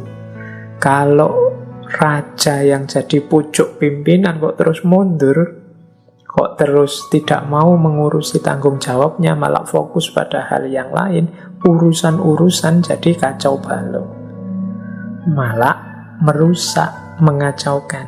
Jadi maka setiap orang harus kenal dirinya, kenal tugas dan tanggung jawab serta makomnya masing-masing. Jadi ini pelajaran dari Syekh Samsuddin kepada Sultan Muhammad Al-Fatih. Baik, sekarang kita lanjutkan. Ada lagi cerita yang mungkin bisa kita ambil hikmah atau pelajaran. Ini cerita dari seorang sahabatnya Sultan, namanya Bellini, Gentile Bellini. Ini seorang pelukis yang terkenal membuat lukisannya Sultan Muhammad Al-Fatih. Ini termasuk lukisan dindingnya yang terkenal sekali. Jadi Bellini ini pernah tinggal di istananya Sultan selama 10 bulan. Satu ketika, karena bersahabat dengan Sultan, mereka ini jalan-jalan. Jadi ia jalan-jalan dengan Sultan, dan tiba-tiba saat jalan-jalan itu ada orang datang, mendekat, kemudian muji-muji, meninggi-ninggikan Sultan. Biasanya kalau orang seperti ini itu dia mengharapkan dapat hadiah, dan Bellini menunggu ini orang ini mau dikasih hadiah apa sama Sultan. Tapi ternyata Sultan diam saja, tidak memberi apapun kepada orang ini. Dan tampaknya Sultan memang tidak terlalu senang didekati orang itu dan dipuji-puji. Nah, akhirnya Bellini bertanya, Sultan, setiap orang itu harusnya suka dipuji. Kenapa sih engkau tidak memberi uang, memberi hadiah kepada orang itu? Biasanya kan kalau raja itu dipuji-puji, terus dia senang, terus yang muji diberi hadiah. Tapi Sultan Al-Fatih kok tidak, malah dia tampak tidak senang. Nah, Sultan jawab, aku suka kalau dipuji orang-orang yang pintar, bukan dari orang-orang yang gila. Nah, ini mungkin penting ya, pelajaran bagi kita. Jadi dipuji atau dikritik itu kalau proporsional tidak masalah. Proporsional itu berarti yang muji dan ngeritik ini orang yang pinter, tidak ada tendensi apa-apa. Orang pinter, orang jujur itu kan ya, kalau muji memang yang dipuji baik, tulus pujiannya. Kemudian kritik juga dilakukan dalam rangka kepedulian, ingin memperbaiki, tidak ingin menyakiti, tidak ingin menjatuhkan. Nah, itu pujian dari orang-orang pinter. Tapi kalau orang-orang yang hanya ingin muji saja dengan pamrih-pamrih tertentu, misalnya ingin dapat hadiah atau anugerah tertentu, itu kalau bahasanya Sultan ini orang-orang gila. Jadi kalau itu pujian ya berarti ini orang-orang ini penjilat, hanya ingin menjilat Sultan, dan Sultan tidak suka dengan tipe orang seperti itu, sehingga orang ini tidak diberi apa-apa. Mungkin karena Sultan tidak memberi apa-apa, dia tambah muji-muji, tambah tinggi, menunggu hadiah dari Sultan. Ternyata Sultan ya tidak bergerak-bergerak, karena bagi Sultan ini hanya orang gila biasa. Jadi kalau yang muji atau yang mengkritik orang pintar, Sultan akan dengan senang hati menerima. Mungkin memberi anugerah juga, memberi hadiah-hadiah.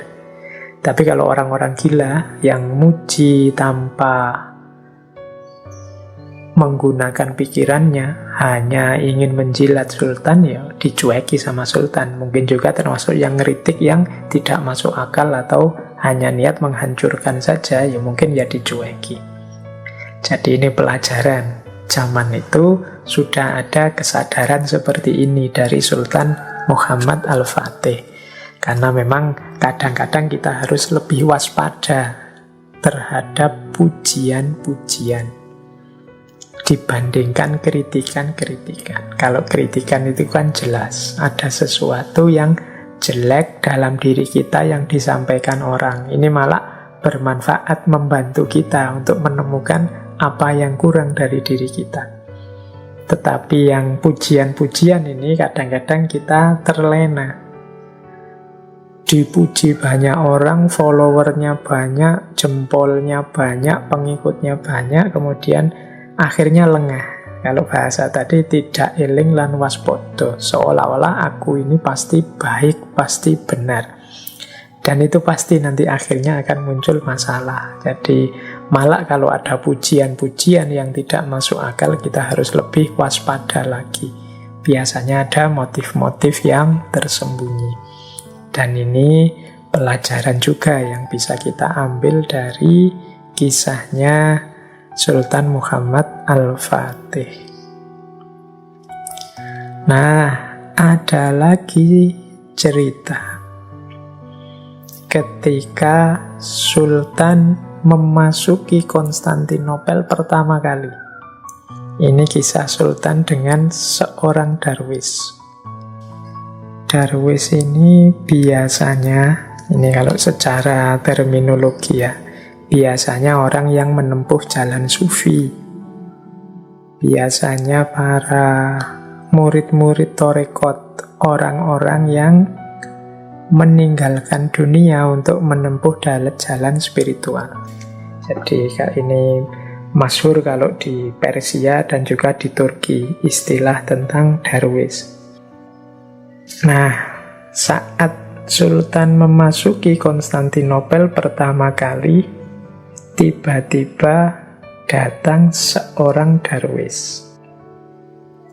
Jadi ini orang yang sufi yang niatnya meninggalkan dunia.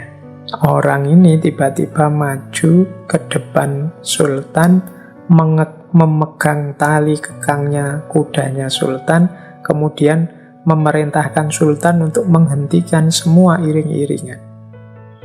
Jadi ini pemberani, biasanya memang sufi itu kan tidak takut dengan apalagi raja.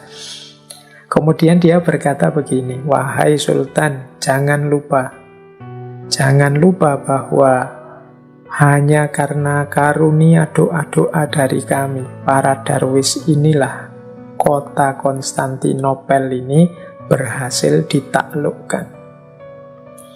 Sultan kemudian tersenyum, terus mengangguk, kemudian mengangkat sedikit pedang yang ada di pinggangnya, diangkat separuh sambil beliau berkata seperti ini, engkau benar wahai darwis, tetapi jangan lupa hak dari pedang ini. Jangan pula engkau lupakan.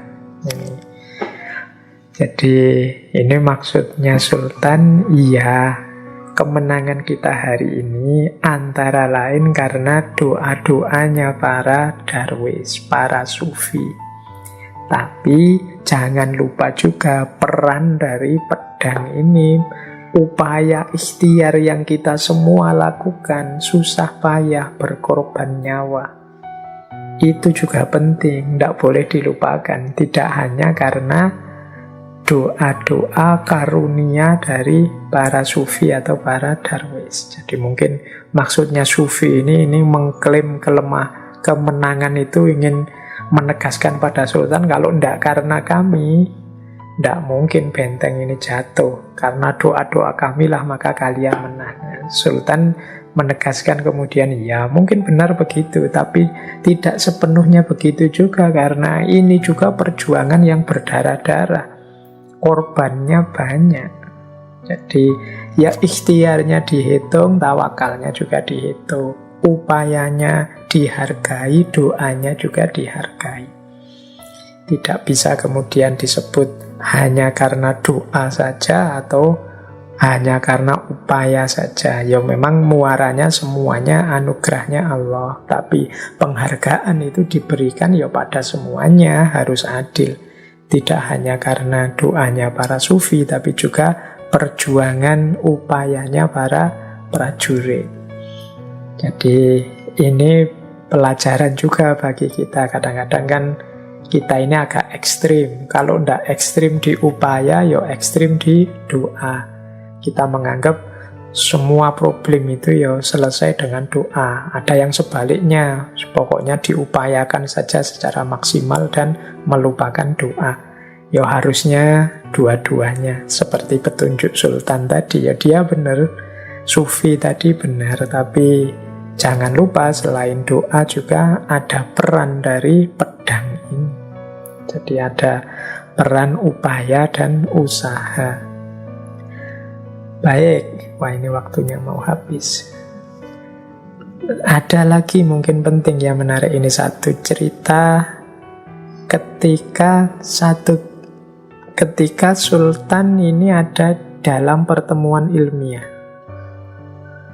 Ini mungkin nanti relate dengan kehidupan kita hari ini ya. Ketika dalam satu pertemuan ilmiah, Sultan itu menyatakan, saya ingin Konstantinopel atau Istanbul ini menjadi satu negara kosmopolitan yang isinya sekolah-sekolah unggulan semua. Jadi pendidikannya level tinggi semua.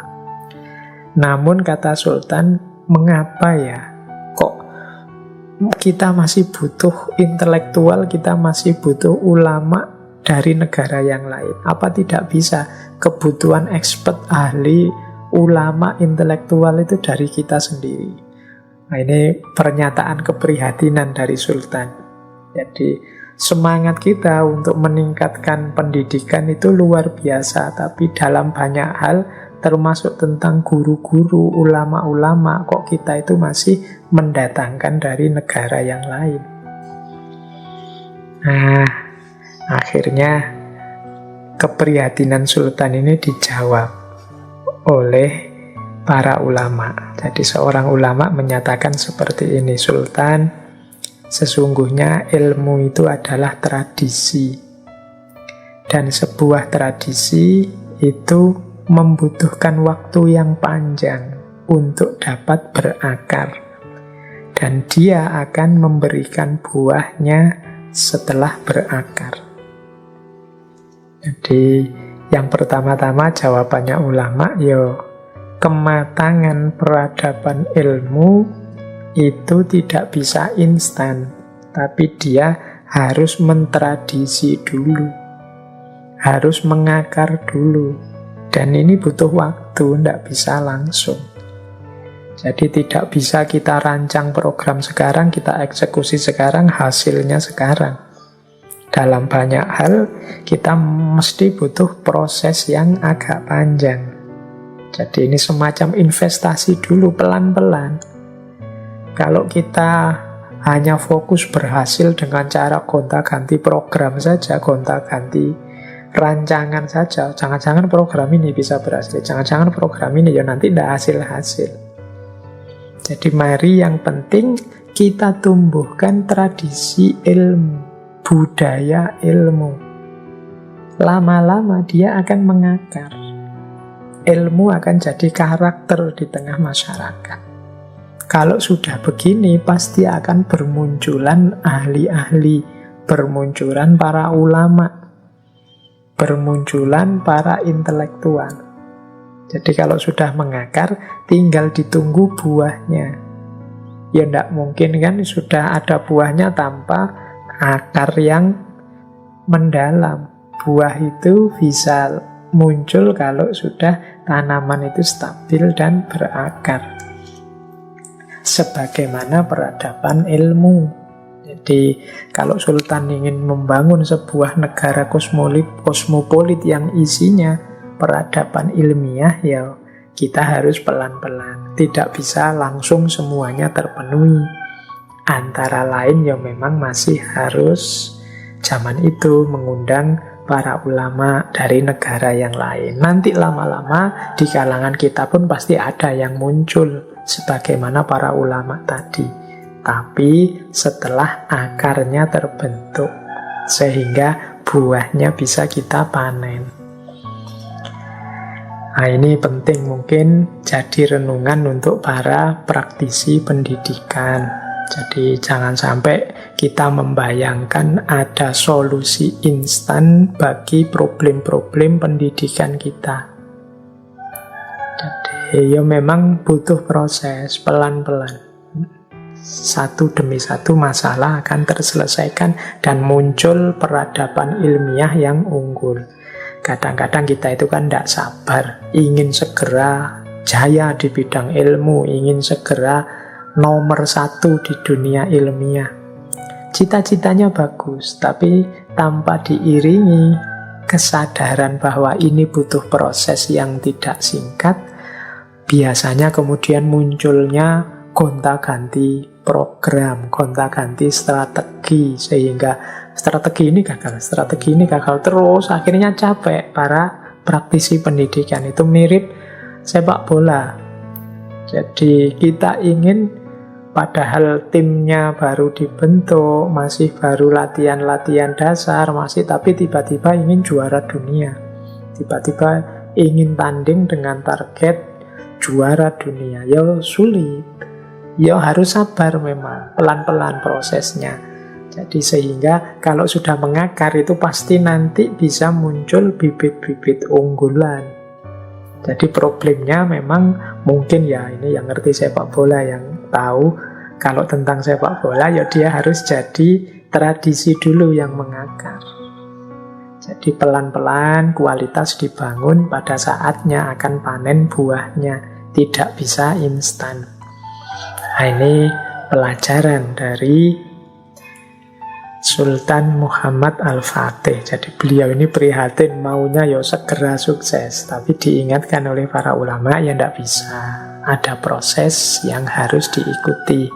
Seperti syair yang masyhur sekali itu kan, dari Ta'lim Muta'alim, kita butuh tulus zaman. Jadi butuh waktu yang panjang. Selain Zakaun wa khirsun wastibarun wa bulghotun wa irsadu ustadin, dan yang terakhir tulus zaman. Tulus zaman ini butuh waktu yang panjang, tidak bisa instan, butuh istiqomah. Ini kayak teman-teman baru belajar, baru membaca 1-2 buku filsafat, ya tidak harus kemudian ingin segera selevel Aristoteles atau Socrates. Kita ya pelan-pelan nanti terbentuk karakter filosofisnya.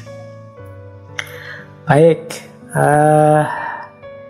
waktunya sudah mepet. Saya tambah satu lagi, ada kalimat yang masyhur sekali dari Muhammad Al-Fatih, yaitu mungkin penting bagi anak-anak muda. Kata beliau, agar kita tahu di mana batas kemungkinan, kita perlu mencoba hal-hal yang tidak mungkin. Jadi ini satu quotes dari Sultan Muhammad Al-Fatih untuk kita menantang diri kita, biar tidak hidup di bawah tempurung. Kita harus berani keluar dari kotak kita, menantang diri kita keluar dari zona nyaman, agar kita tahu sebenarnya kita itu tidak sekecil itu, kita itu tidak sekerdil itu, kita bisa besar dan luar biasa. Hanya saja selama ini kita tidak berani mencoba, tidak berani menantang diri kita. Maka kata Sultan Muhammad Al-Fatih, agar kita tahu di mana batas kemungkinan kita. Jadi di mana batas kita mampu atau tidak mampu, jangan dikira-kira, dicoba saja. Kalau memang gagal berarti kita belum mampu, bukan berarti tidak mampu.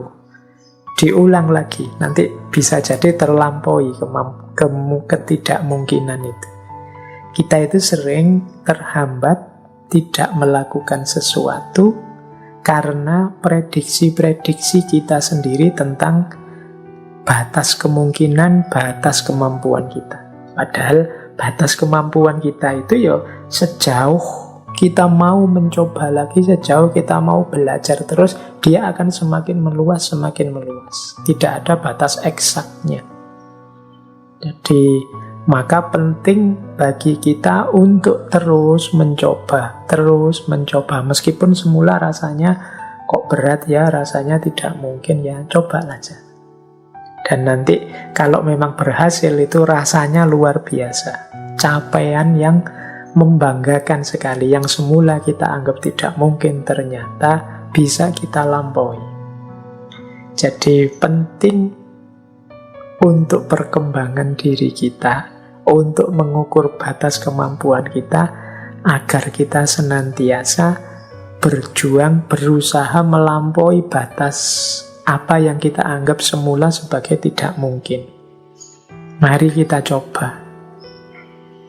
Jadi ini rahasia dari mengapa cita-cita itu harus kita gantungkan setinggi langit. Jangan rendah-rendah saja, nanti tantangannya kurang. Jadi kalau cita-citanya jadi presiden misalnya, seandainya meleset-meleset, kita berjuang mati-matian jadi presiden, meskipun meleset kan paling dapat bawah-bawahnya sedikit. Tapi kalau cita-citanya sudah tidak tinggi, ya dapat lebih rendah dari itu. Sehingga saran dari Sultan Muhammad Al-Fatih ini ya, menurut saya penting. Beliau tidak akan mampu menaklukkan Konstantinopel kalau mengikuti mungkin orang yang bilang, wah tidak mungkin, atau wah kamu masih terlalu muda. Wah, nah, dia mungkin tidak jadi menyerang Konstantinopel. Tapi beliau ingin nyoba. Jadi menantang dirinya sendiri dengan keyakinan kuat, sebenarnya aku bisa kok. Dan ternyata memang bisa. Jadi mari kita hidupkan semangat bahwa sebenarnya aku bisa. Kemudian ya waktunya sudah habis. Saya tambah satu lagi. Ini salah satu wasiat dari Sultan Muhammad Al-Fatih kepada putra beliau nanti Bayazid, yang nanti jadi sultan selanjutnya, Bayazid As-Sani, Bayazid kedua. Ada pesan panjang sebenarnya kepada Bayazid ini, tapi ringkesnya begini. Sultan berpesan, wahai anakku, dekatlah dengan para ulama, berbuatlah adil, jangan tertipu oleh harta, hidupkan agama dalam diri pribadi, masyarakat, serta kerajaan. Ini mungkin kunci-kunci penting ya sebagai seorang pemimpin, apalagi raja. Yang pertama harus dekat dengan para ulama. Ya, ulama di sini tidak harus diartikan orang yang ahli agama, ahli semua ilmu. Karena untuk membangun satu kerajaan, satu kekaisaran, satu dinasti, satu negara, itu dibutuhkan keahlian dalam berbagai bidang. Maka kedekatan seorang pemimpin dengan para ahli, para ulama akan penting nilainya dalam rangka pengembangan hidup bersama, membangun di segala bidang. Kemudian yang kedua, berbuatlah adil. Kalau ini sudah jelas, pemimpin itu satu-satunya kualitas yang tidak boleh ditinggal adalah adil. Kemudian jangan tertipu oleh harta, karena biasanya yang sering menjebak, menjatuhkan seorang pemimpin itu harta. Dan hidupkan agama dalam dirimu sendiri, dalam masyarakat, dan juga dalam kerajaan. Jadi hidupkan agama itu berarti ikuti petunjuk agama, jalankan amanah-amanah agama, baik sebagai pribadi maupun sebagai masyarakat. Jangan hanya dihafalkan, jangan hanya diketahui, tapi hidupkan. Nah, kemudian pada akhirnya Sultan meninggal pada tanggal 3 Mei tahun 1481 karena sakit.